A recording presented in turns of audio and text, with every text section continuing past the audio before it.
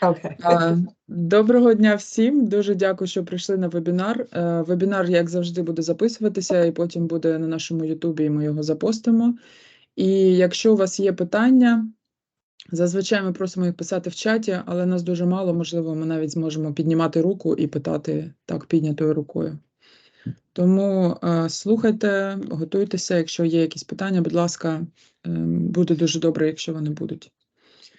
Okay, so you're very welcome to start. Small chunks, please, so I can translate them, and we'll be good. Okay. So is there one in particular you'd like me to cover first, or just Whatever the works for apprenticeship? Whatever. Yeah. Okay. So apprenticeship, you can join the apprenticeship in sort of two different ways to get your red seal.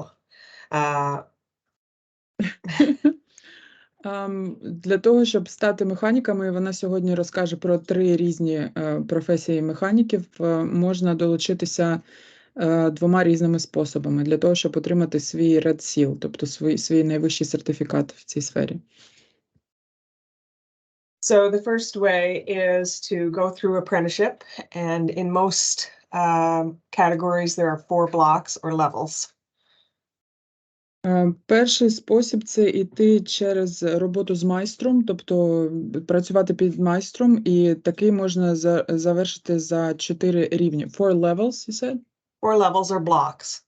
За 4 блоки або за 4 рівні.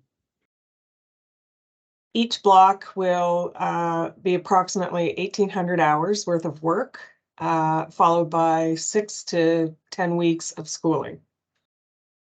В кожному блоці буде 1800 годин роботи і 6-10 годин освіти, тобто треба буде ходити на курси.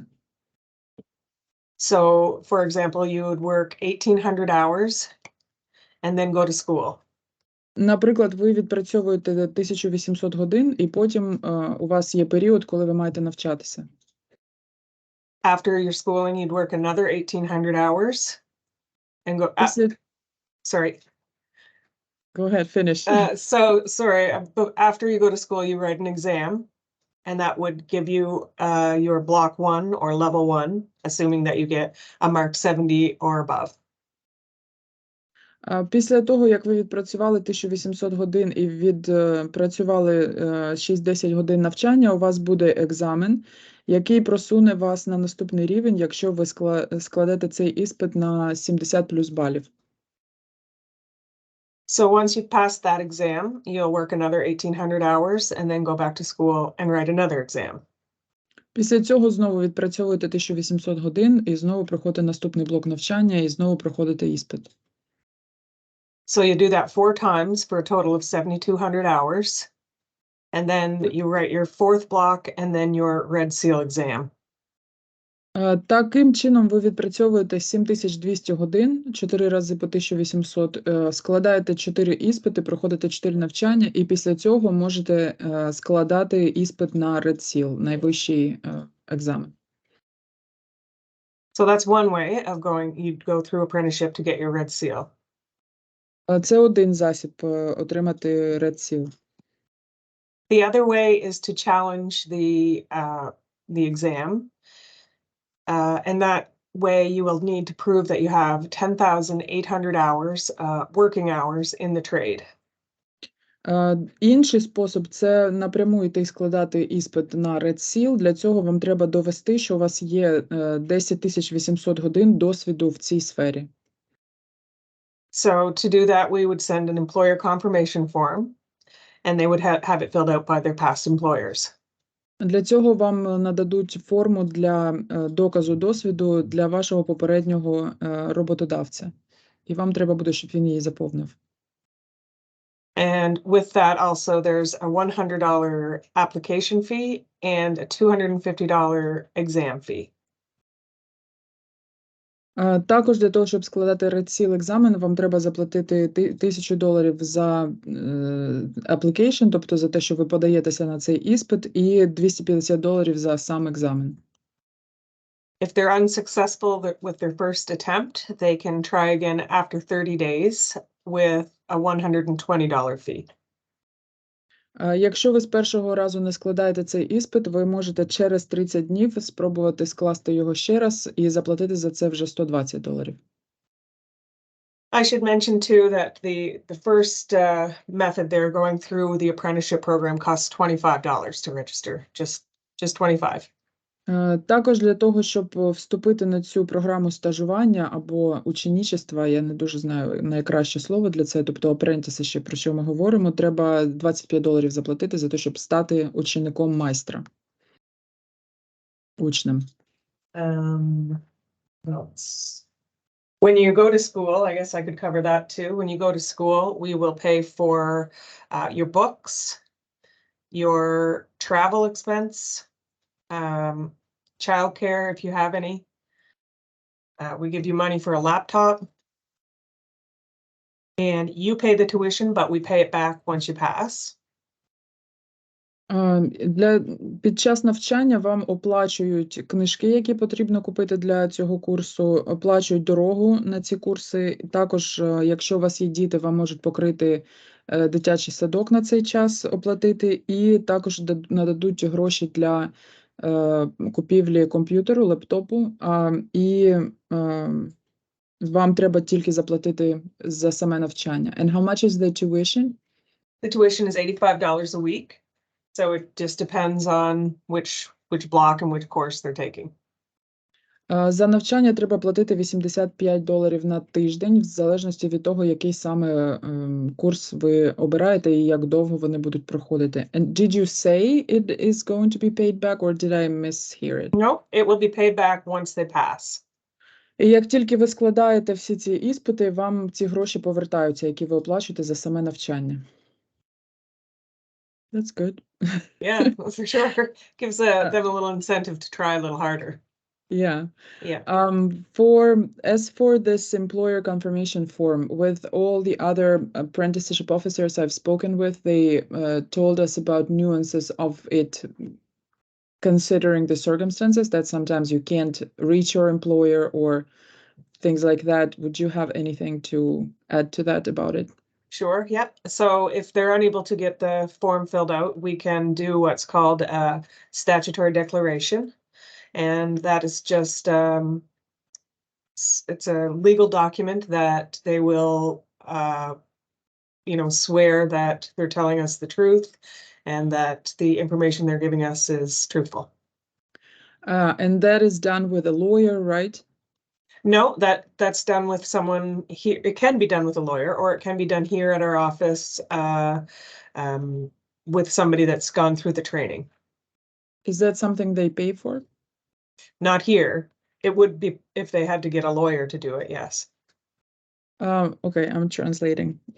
Якщо у вас немає можливості отримати підтвердження, доказ від вашого попереднього роботодавця про те, що ви дійсно маєте досвід в 10 800 годин для того, щоб одразу складати іспит на Red Seal екзамен, Red Seal сертифікат, ви можете підписати такий папірець, який називається Statutory Declaration, тобто ви клянетесь буквально, що ви дійсно мали цей досвід, і це можна зробити або з юристом, або у них прямо на місці. Якщо робити це з юристом, то це буде коштувати, скільки там візьме юрист за оплату своїх послуг. Якщо ви робите це з ними на місці, там має бути присутня людина, яка вже пройшла ці тренінги, і як заручитися за вас, ви клянетесь, що ви все відпрацювали, і вони дозволяють вам складати цей іспит. Is that it? That's unless there's any questions. Let's name those professions that we were talking about that all these things apply to, and I'll try to translate them to the best of my ability. Okay, well, do you want me to list off all of the trades? We have 72. Maybe just those three that you said and Okay, you so named it earlier. automotive service technician, heavy duty equipment technician, truck and transport technician, industrial mechanic. Those four are pretty big ones.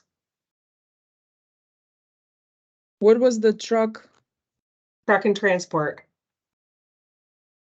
technician, right? Yeah. So they're all sort of mechanics, just in different fields and categories, I guess. So an automotive service technician would be someone who works at like what is it called? Garage, Garage, shop, car yeah. repair. Okay. a regular mechanic. And industrial is It's a That- millwright, so they work on heavier duty machinery and heavy duty machinery, yeah. and heavy duty, how is different from industrial? It's just in a different form. Okay. Okay, I'm gonna try to translate it. If I'm not successful, I'm just gonna post them in the chat. Okay. Я спитала, які професії, для яких професій все це, що ми тут обговорювали, підходить. І 4 основні – це автомеханік – це людина, яка працює на СТО, це індустріальний механік – це людина, яка працює на виробництвах. Також називається heavy duty technician – це людина, яка, я так розумію, теж виробництво, але вони трохи відрізняються від індустріальних механіків. І також truck і transport technician, також тут можна це все отримати. Крім цього, взагалі є 72 професії, за якими теж треба йти до них, і я попрошу в неї потім список, щоб ви його мали і розуміли, куди звертатися з певною професією. We have a question in the chat. Sure. Do they also need to prove the education in this field or just the experience? If they are challenging, nope, just the hours. Because at 10,800 hours is equivalent to about 6 years of working in the trade. So if they've worked for 6 years, they've probably got a pretty good understanding of what they're doing and should be able to challenge the exam. Я спитала, чи потрібно підтверджувати освіту, крім того, щоб підтверджувати досвід на роботі для тих, хто складає іспит на РЕД-СІЛ одразу. Вона сказала, ні, 10 800 годин дорівнюється приблизно 6 рокам в роботі, і вони очікують, що за 6 років ти знаєш, про що ти говориш, і розбираєшся вже в цих всіх механічних речах. The next question is, where do you get the materials for prep for the exam? We don't actually have any here at the apprenticeship office. They would have to come from NBCC or perhaps online. There are some practice exams on the redseal.ca website. So if they were able to, answer those questions easily, they probably have a good chance of passing the exam. Okay. Я спитала, де взяти матеріали для підготовки до екзамену. Відповідь така: вони не мають ніяких книжок з цього приводу, але звернутися можна до коледжу NBCC, вони, скоріш за все, матимуть такі речі. А також на сайті redseal.k, я потім напишу всім в емейлі, є, як можна попрактикувати екзамен, там будуть питання, і ви зможете спробувати відповідати на них. І якщо для вас цей практичний, як це називається, проба, типу, не буде важкою, то все у вас буде, все вийде, типу, і на самому екзамені також. І я думаю, що можна також подивитися. Я б, мабуть, спершу спитала у NBCC, яка книжка потрібна, і, можливо, можна її купити якусь вживану десь, або навіть на Амазоні вживані книжки продаються. The next question is, can they bring a translator to the exam? Absolutely. Are there any restrictions? Well, they would have to sign a declaration as well to, promise not to be giving them answers or helping them with the answers. They're solely to translate. And does it matter if it's a relative or anything No, like that? no. We can provide any, like an interpreter in English or French, but that's just those 2 languages. Я спитала, чи можна брати з собою перекладача на екзамен. Вона сказала, що так, можна брати перекладача. Це може бути будь-хто, навіть родич. Єдине, що ця людина має підписати також декларацію про те, що вона не буде допомагати вам матеріалом іспиту, а тільки перекладати, і можна привезти з собою кого завгодно. The next question is, what about a marine mechanic? Do you know anything about? We don't have that. That might be a heavy-duty mechanic. We don't have that as a trade here. Okay, so no specific trade, but it can fit into what you already have, right? It could. It probably could, yeah. Я спитала щодо морських механіків, і тут вона каже, що такої окремої спеціальності, як морський механік, немає, але можна спробувати підтягнути це під існуючу вже спеціальність, яка є, наприклад, у цей heavy duty technician, можливо, це і буде кваліфікуватися як морський механік. Next question is, what's the structure of the exam? How many questions there are? How long is it? How much time are they given? And is it like a multiple choice type of exam? It is. It's a multiple choice Scantron exam. Depending on the exam, it could be anywhere from 100 to 150 questions. Each exam has different sections with certain amount of questions on each section. So if you're interested, I can find those breakdowns and send them to you. What else? How long is it? Oh, sorry, you get 4 hours. 4 hours. 4 hours to do your red seal. For each block exam, if you're going that way, you get 3 hours per exam.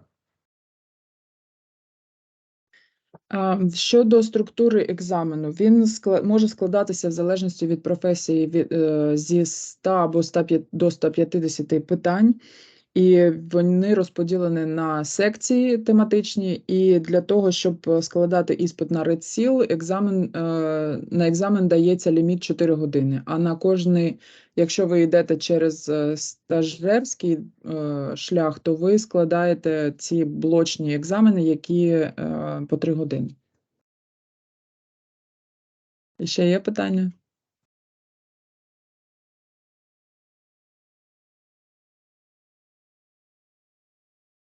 Short and sweet. Yeah.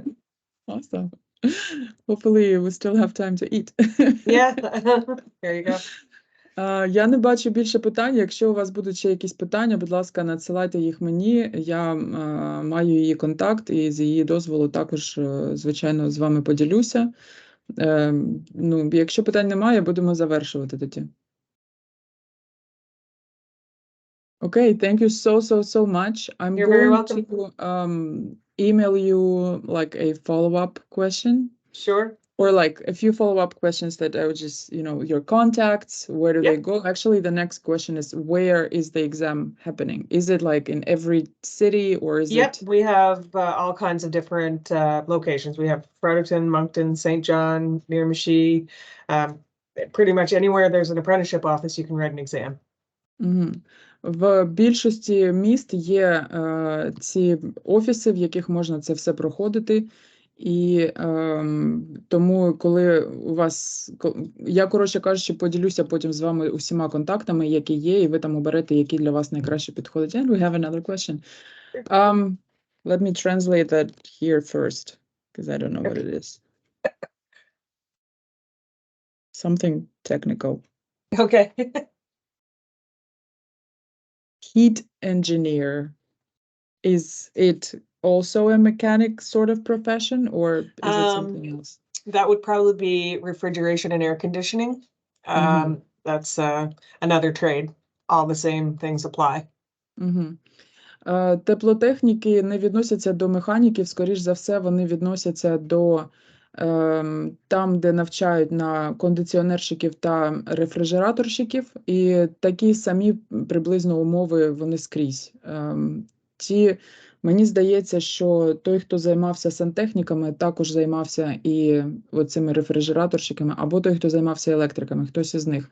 Але в будь-якому випадку ви можете завжди написати в Google apprenticeship там Монктон, і ви знайдете всі професії, які є, і так ви зможете легко знайти їхні контакти і просто звернутися до них. Тут я знаю людину, яка в NBCC коледжі в Монктоні проходила рефрижераторщика і має зараз на це ліцензію. Тому ні, це не механік, але схема дуже схожа. І я вже робила 3 вебінари про електриків, сантехніків і зварювальників. Дуже схожа схема. Відрізняються буквально там кількість кількість питань на екзаменах і, можливо, якісь зовсім дрібниці. Але взагалі дуже все дуже максимально схоже, як тільки може бути. If a person has 1800 hours being a marine mechanic, do they understand it correctly that they can apply to be a mechanic with heavy duty, being a heavy duty technician? I think they misunderstood the numbers, so it's they can apply 10,000. with 0 hours to be any technician, to any trade. Для того, щоб податися на стажування, оце 4 роки працювати і складати блоками іспити, вам не треба взагалі ніяких годин. Ви просто йдете і подаєтесь. Тут вам не треба доказувати, доводити той досвід. А от якщо ви хочете скласти Red Seal, то там треба не 1800 годин, а 10800 годин доводити. But if they wanted to challenge, they need to prove 10,800. If that's what you just said. Yeah, exactly. Yeah. Чи має значення, коли був досвід 10,800 годин, наприклад, 10-15 років тому, чи треба досвід за кілька останніх років? Does it matter if this 10,800 hours was done within the 10-15 years, or is it just recent years? Is there any time limit on that? So no, it can be over the course of your lifetime, but 20% of the 10,800 has to be in the last 6 years. So so it basically just shows that you've still kept up with it, and you're still working. Немає ліміту по 10-15 років, це може бути впродовж всього вашого життя, але 20% з тих 10,800 годин мають бути відпрацьовані за останні 6 років, щоб це доводило, що ви взагалі до сих пір маєте відношення до цієї професії і розумієте, що зараз в ній відбувається. 20% з 10,800 годин за останні 6 років. Ще?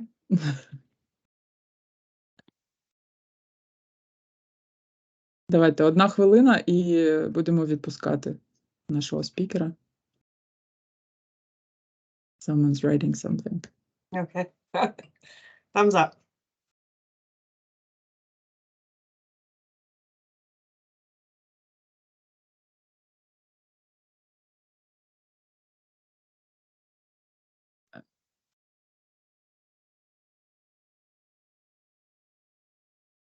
Power plants, are there mechanics there?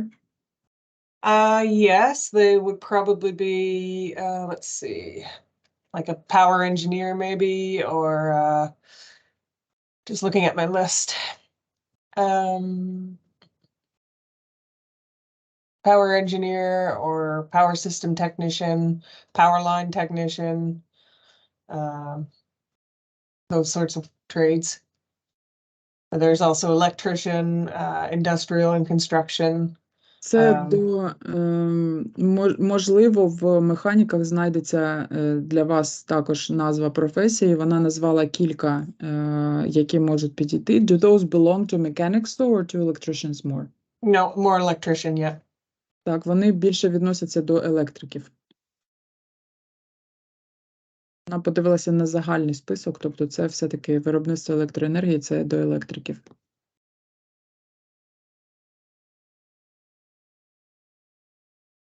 Natalia, they could also, depending on what they're doing, that could also be an industrial mechanic. В залежності від... Go ahead. Sorry, there's just a lot of sort of different avenues. It just totally depends on exactly what they're interested in. Okay, let me look up what they said.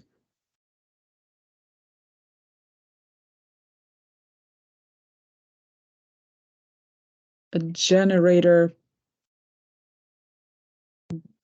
My translator says driver, but it's probably a generator mechanic or something like that. That would be an industrial mechanic.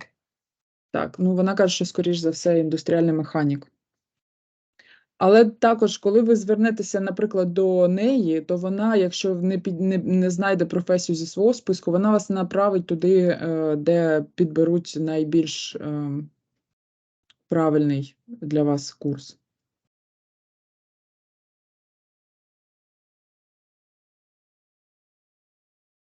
Окей. Я думаю, що вже все, мабуть, повільно ми щось пишемо. Нема за що. Окей. Thank you so much. No problem. You're We welcome. really, really appreciate your help, and I'm going to be sending people your way now. Absolutely. Yep, no problem. Thank Have a you. great day. Have a great day. Bye-bye. See ya.